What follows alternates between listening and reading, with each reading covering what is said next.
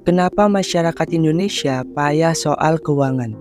Indonesia, negara 270 juta manusia, hidup berdampingan dengan perbedaannya masing-masing, tapi ada satu hal persamaan yang kita punya, yaitu adalah payah dalam masalah finansial. Gak pandang bulu, kepayahan ini terjadi di semua kalangan, dari kalangan atas, menengah, ke bawah. Semuanya punya porsi kepayahannya masing-masing. Ada yang anaknya nggak minum susu tapi bapaknya beli rokok. Ada yang hidupnya pas-pasan sempet-sempetnya kejebak judi online. Ada yang punya duit lebih bukannya ditabung tapi dihabisin. Maksa banget beli barang pakai pinjol atau peleter. Gali lobang tutup lobang tapi pakai pinjol. Waduh, banyak banget pokoknya kasus-kasus yang ada di negeri Konoha ini. Yang mencerminkan kita tuh sebenarnya belum seberapa ngerti soal punya hubungan yang sehat sama uang.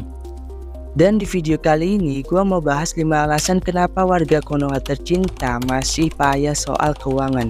Dan harapannya sih kita sama-sama belajar dan sama-sama tahu gimana caranya bisa punya hubungan yang baik sama keuangan kita. Alasan yang pertama adalah mentalitas korban.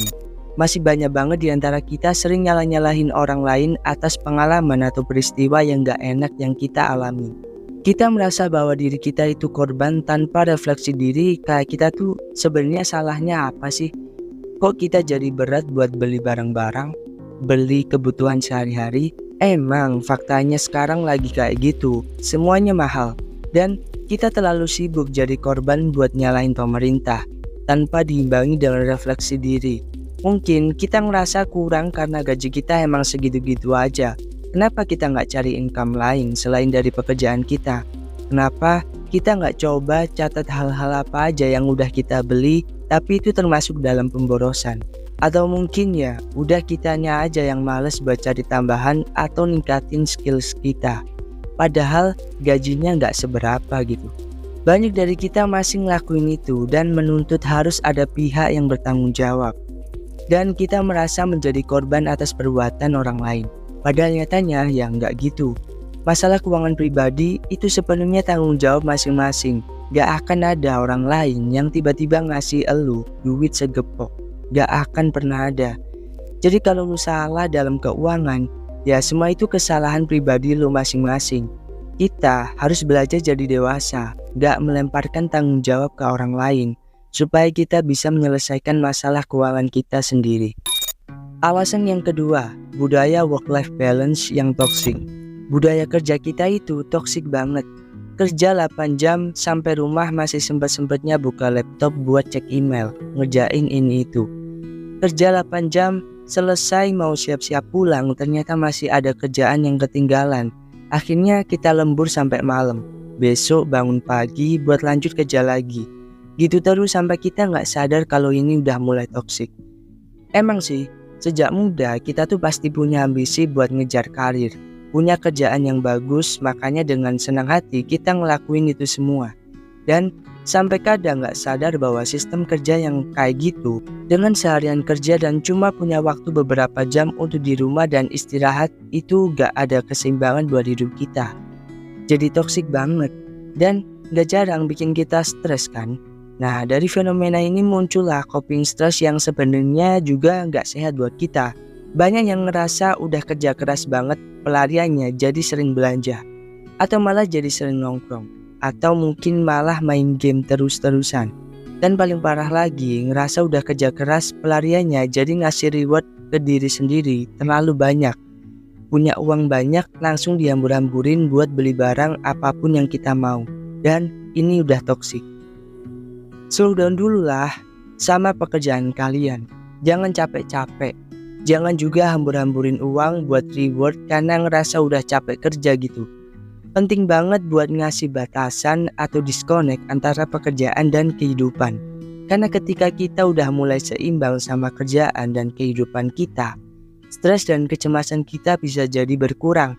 Dan pada akhirnya lo bisa punya kewarasan dalam mengambil keputusan-keputusan tentang uang. Alasan yang ketiga, kita suka bayar lebih buat alasan yang gak jelas. Pasti banyak banget nih dari kalian yang pernah ngeliat temen atau siapapun yang beli sesuatu sangat mahal, tapi ya ada fungsinya yang gak berguna secara optimal. Gimana sih contohnya?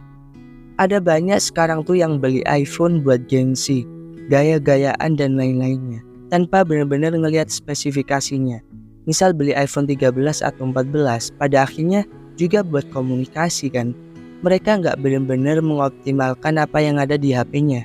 Kayak kamera yang bagus, prosesor yang bikin segalanya terasa smooth buat dipakai kerja, dan masih banyak lagi. Banyak banget lah pokoknya dari kita warga Konoha yang kelakuannya kayak gini terus. Bayar lebih buat beli barang yang gak tahu juga kenapa beli barang itu. Cuma ngerasa istimewa aja karena mungkin gengsi, barangnya mahal, dan lain-lainnya. Tapi akhirnya kita malah terjebak sama gaya hidup yang kayak gitu.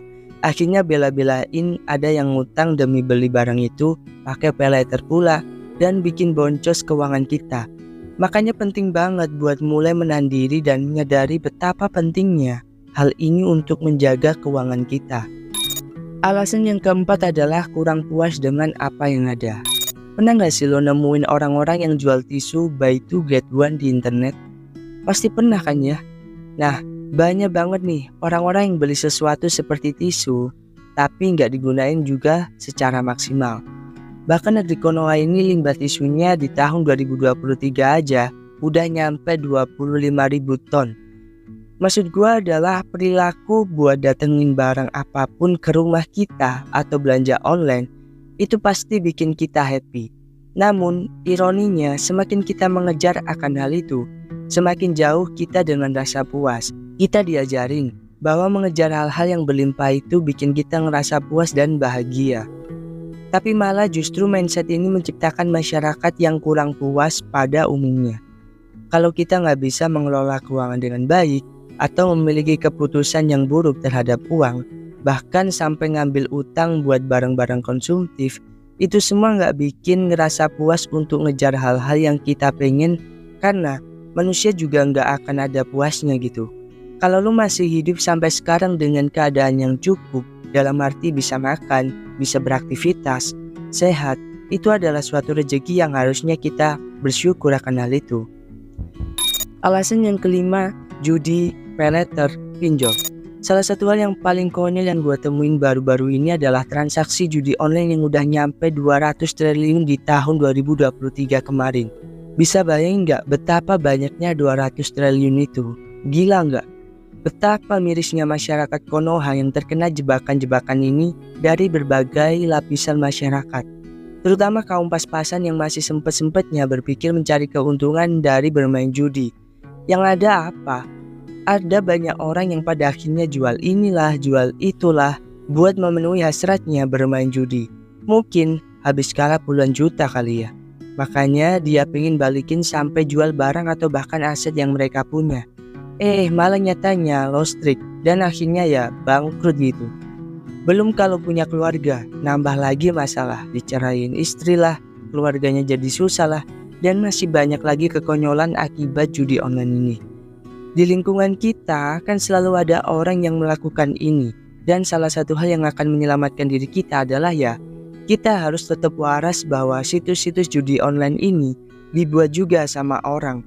Kalau lo naruh duit di sana, ya pasti orang yang bikin situs judi tersebut bukan buat seneng dan gabut doang kan.